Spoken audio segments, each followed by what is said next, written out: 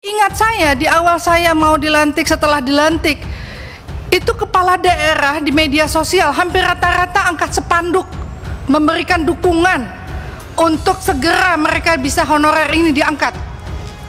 Kita semangat betul. Tapi kemudian ketika ini dibuka, pemerintah nggak punya kemampuan, pemerintah daerah untuk mengangkat mereka. Ada formasi tapi nggak ada uang untuk mengangkat, akhirnya SK mereka tidak dikeluarkan. Bagaimana mereka punya kepastian untuk diangkat? Jadi kalau nggak ada kepastian anggaran daerah, jangan buka peluang itu. Jangan kasih pepesan kosong. Udah P1 belum diangkat, buka lagi P2, P3. Kasih dulu kepastian untuk yang awal ini, gitu. Ini kan kalau kita menyelesaikan mencarut ini benangnya udah kusut sekali. Gimana cara kita benang kusut ini kita ulur satu-satu persatu gitu. Sehingga ada kepastian, ada penyelesaian, walaupun kita ini walaupun lama tapi nggak nambah-nambah terus masalah karena buka-buka terus peluang. Ini kezaliman, ini penzaliman untuk kemaslahatan. Kasih buka tapi nggak ada formasi dan udah dipastikan mereka akan menangis. Ini astagfirullahaladzim wa atubu ilaih. Terima kasih sudah klik video ini. Jangan lupa tekan tombol subscribe untuk bergabung. Dalam hitungan saya persilahkan kalian untuk tekan tombol subscribe. 10, 3, 2, 1. Saya ucapkan selamat bergabung dalam channel ini. Kami persilahkan Ibu Iliza. Ya, Assalamualaikum warahmatullahi wabarakatuh. Syukur pada Allah dan salat pada Rasulullah, pimpinan seluruh anggota Komisi 10, Prof. Nunu beserta seluruh jajaran. Yang pertama, selamat Prof diangkat sebagai PLT. Jadi pelaksana lillahi ta'ala gitu ya. Semuanya lillahi ta'ala di Kemendikbud ini hampir rata-rata semuanya ya, dari dirjen sampai direktur gitu. Yang sebetulnya saya ingin menyampaikan begini, dari rapat ke rapat. Awal Mas Menteri itu dengan happy-nya menyebutkan bahwasanya kemampuan beliau melobi menyiapkan anggaran untuk 1 juta guru honorer yang akan diangkat melalui P3K. Ini sebuah kebahagiaan yang kita terima bersama, luar biasa.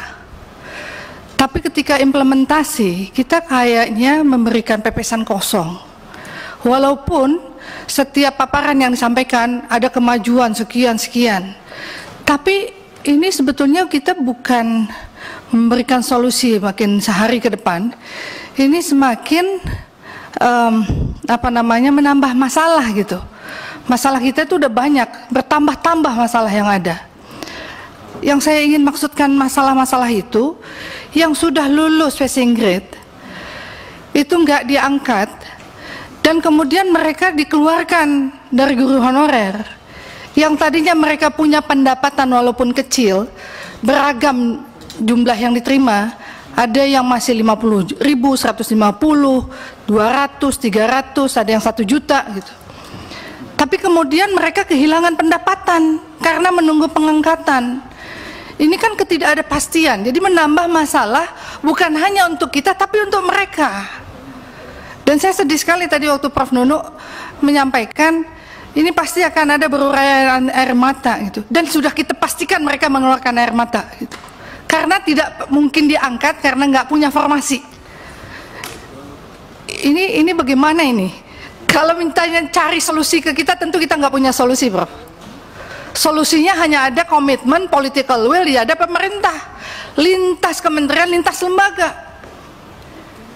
Kalau nggak punya database yang konkret, di mana bisa ditempatkan? Karena kan ini Kementerian Pendidikan, leading sektor itu hanya sebetulnya untuk mengangkat dan kemudian menempatkan. Dan harus komunikasi, koordinasi dengan pemerintah daerah. Ingat saya di awal saya mau dilantik, setelah dilantik itu kepala daerah di media sosial hampir rata-rata angkat spanduk memberikan dukungan untuk segera mereka bisa honorer ini diangkat. Kita semangat betul. Tapi kemudian ketika ini dibuka, pemerintah nggak punya kemampuan, pemerintah daerah untuk mengangkat mereka. Ada formasi tapi nggak ada uang untuk mengangkat, akhirnya SK mereka tidak dikeluarkan. Koordinasi komunikasi ini harus ada perbaikan untuk kepastian. Kalau buka ya buka, udah pasti ada kepastian mereka diangkat. Jangan kita ini begitu turun ke daerah, kita lagi yang diserbu. Seakan-akan kita rapat ke rapat menghabiskan uang negara hanya untuk rapat-rapat saja. Tadi di dalam paparan ada sejumlah 15.415 atau 5,2% yang telah diterbitkan P3K ini namun masih menunggu pengangkatan Pemda. Kemudian ada 5.312, ada 1,8% dalam proses verifikasi berkas untuk penerbitan NIP3K. Ini sampai kapan batas waktunya?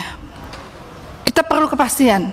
Karena untuk memperkuat keyakinan mereka yang lolos seleksi ini, guru ASN P3K ini, akhirnya memang mereka, kan ini mempengaruhi psikologis, mental dari mereka gitu. Mereka udah mengabdi untuk negara ini gitu.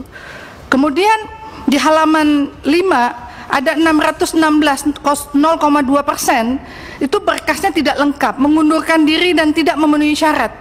Kalimat tidak memenuhi syarat mohon diberikan penjelasan yang seharusnya sudah dikawal sejak verifikasi terhadap calon.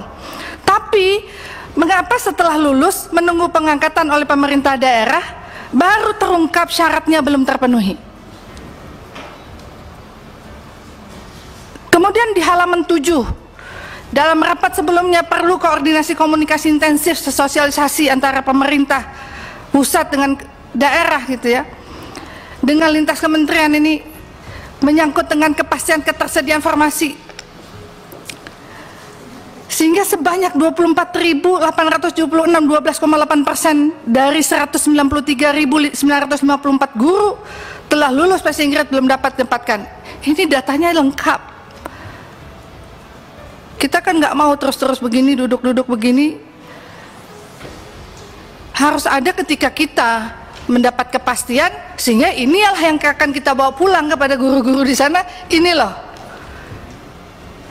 jangan lempar lagi masalah ke kita. Kemudian keluar lagi Permen Pan RB nomor 20 tahun 2022 untuk memenuhi kebutuhan dan mendorong peningkatan profesionalisme guru di satuan pendidikan yang diselenggarakan oleh instansi daerah, perlu mengatur pengadaan pegawai pemerintah dengan perjanjian kerja untuk jabatan fungsional guru pada instansi daerah tahun 2022 secara nasional, akan tetapi ada ambiguitas yang terjadi. Contoh, pada pasal 36 ayat 1, pemilihan sekolah sebagaimana dimaksud dalam pasal 34 ayat 2 merupakan keberminatan pelamar untuk memilih tempat bertugas apabila diterima sebagai P3K, yang dalam pasal 34 ayat 2 berbunyi pelamar umum sebagaimana dimaksud pada ayat 1 dapat memilih kebutuhan P3K jabatan fungsional guru di seluruh sekolah wilayah Indonesia yang belum terpenuhi oleh pelamar prioritas. Artinya, apabila diterima, maka pelamar beranggapan penempatan sesuai dengan pasal 36 ayat 1, pemilihan sekolah sebagaimana dimaksud pada pasal 34 ayat 2 merupakan keberminatan pelamar untuk memilih tempat bertugas apabila diterima sebagai P3K. Dan junto pasal 34 ayat 2 Permen Pan RB nomor 20 tahun 2022, akan tetapi ini akan terbantahkan dengan pasal 36 ayat 2 bahwa keputusan tempat bertugas sebagaimana dimaksud pada ayat 4 ditentukan oleh P3K berdasarkan rekomendasi dari kementerian yang menyelenggarakan urusan pemerintahan di bidang pendidikan, kebudayaan, ilmu pengetahuan dan teknologi. Dan ayat 4 yang dimaksud adalah pasal 33, sementara yang dimaksud dalam 36 ayat 2 adalah tentang seleksi prioritas. Ini yang kami maksud bahwa dalam Permen Pan RB nomor 20 tahun 2022 ini tidak ada kejelasan, ketidakpastian terkait penempatan yang dipilih itu, Prof.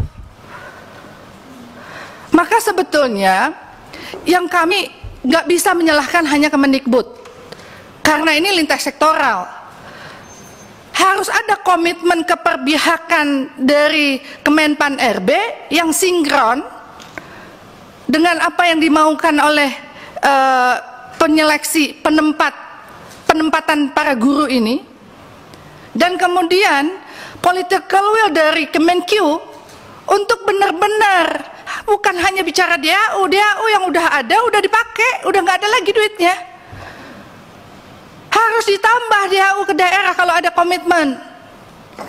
Sehingga pemerintah daerah itu berkewajiban, ditambah kewajiban daerah untuk APBD murninya menyiapkan tunjangan prestasi kerja mereka. Kan ada tambahan tunjangan.